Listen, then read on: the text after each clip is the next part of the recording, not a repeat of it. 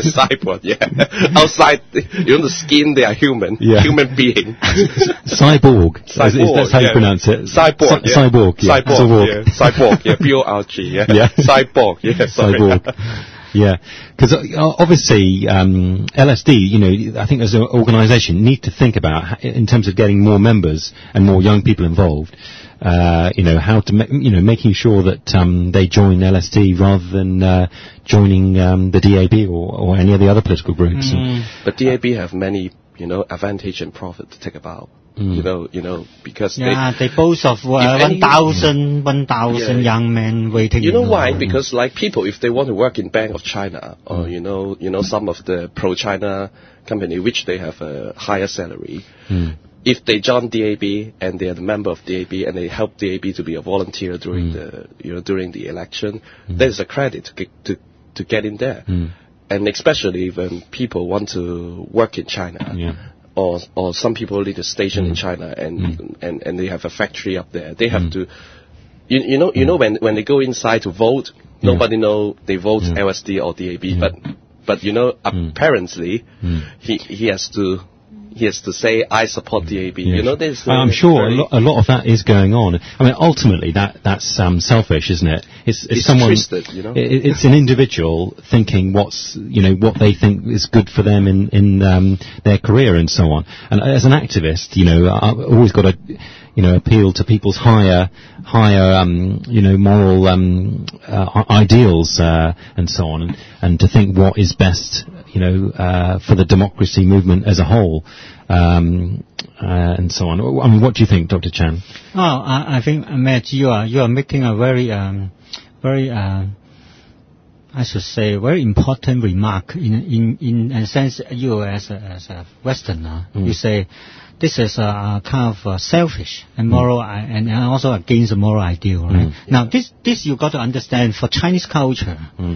In this sense, they don't look things in the same way as you look. The first and foremost thing they have to think about is not whether I'm selfish or not, but whether I can survive or not. That's right. Yeah. Right? But so survival, this survival motive is very much in vogue in Chinese culture. And also because nowadays, especially after the handover for the past 10 years, the social mobility chances of the youth very much diminished.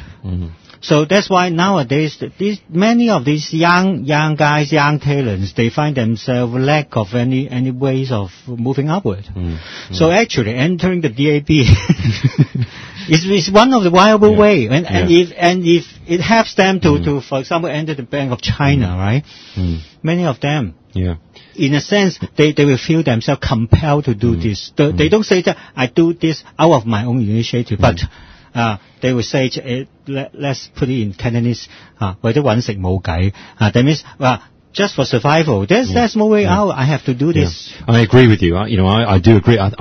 Essentially, that's exactly what's going on. I think as well as that survival instinct, there's an element of obedience as well. Obedience is also a big part of it, and it's I can see a lot of people they're doing what their parents will tell them to do, or and so on, or what the person who they look up to or their boss tells them to do or to vote for on election day. And I think there's a lot of that going on as well. That is already changing. For this part is already changing. But what I want to draw attention is to this way. That's why in Asian countries, right, where we've throughout this program we have mentioned about Thailand, we have mentioned about Hong Kong, and we have touched on Taiwan too. Now, what I want to push forward is a kind of thesis. The thesis is that in Asian countries, Asian societies, we can never achieve the status of a party as you used to have in the West.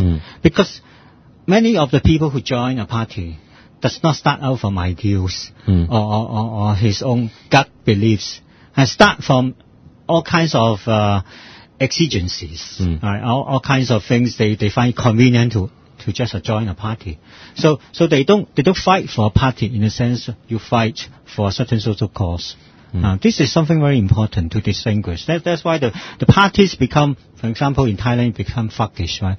Or in Japan, it becomes a kind of long-term interest stranglehold. It's not only a stronghold, it's a stranglehold. It strangle all those people who enter the party. So the party is called Liberal Democratic Party, which is never liberal and never democratic. You see, it's a joke on their own terms, right?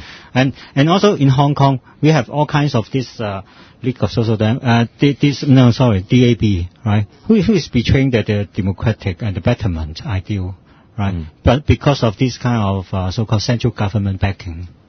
Yeah, that's right. Yeah, and I mean, following on from what we were saying, I think another thing I would say is in terms of people who are out there who support the democracy movement. I mean, in Hong Kong, it is a very big movement now. There are, in terms of your people thinking about their jobs and careers and stuff. Standing up in public for democracy doesn't actually have to be a problem with your job as much in Hong Kong, I think. Most of because there are a lot of people supporting the democracy movement. But saying that, I would also say, ultimately you've got to, someone who's wanting to promote democracy, you have to make some sacrifices as well, I think. What do you think, Ken? So I think DAB will be a topic we can talk about it every time. Yeah, maybe because they are the most shameless. Yeah, they are the shameless. That is always my Sure. So we're going to move on to talk about something else. About the freedom of speech on the internet. Can you tell us your experience in England that how they control the internet? Because in Hong Kong there's absolutely free. Yeah. No control right now. Yeah. And, some... But the control is encroaching now. It's encroaching. And some people saying that, there's some spies from China they are watching. Yeah. Yeah. I mean, the government, the Hong Kong government and the Chinese government, they are very, very clever. Yeah. They've got a lot of people working and thinking about the political situation. Yeah. And, they have got an agenda. And I'm sure that they are thinking about how very subtly and slowly to influence people. And one of the ways is obviously through, having some control over the internet. And also, you're seeing at the moment there's a big debate going on to do with the citizens' radio. Yeah. And so on.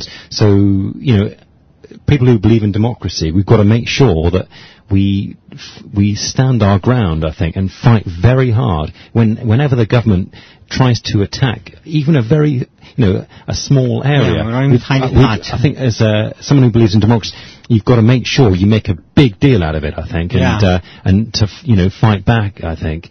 Yes. And I would say that's what activists have got to do, both within that issue to do with the internet, to do with censorship over the internet, and also to do with this issue to do with citizens' radio. Yeah. So, sure. What do you think, Dr. Chan? Yeah, no, the problem is now this, it becomes quite hard to fight this kind of so-called subtle erosion of our freedom, right? Bits here and bits there, especially under so-called the so-called the slogan of morality, right? This basic theme of so-called morality goes a long way of controlling people's freedom.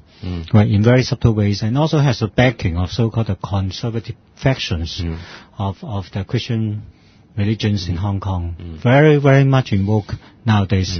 And it becomes quite hard because it also allies with the traditional Confucian value, which is also very much in vogue in terms of controlling people's behavior in order to promote so-called morality. So, Matt, how about in England? What do the conservative Christian think about the between the moral standard and the freedom of speech on the internet? For example, the freedom to watch pornography. Yeah, that is also kind of freedom.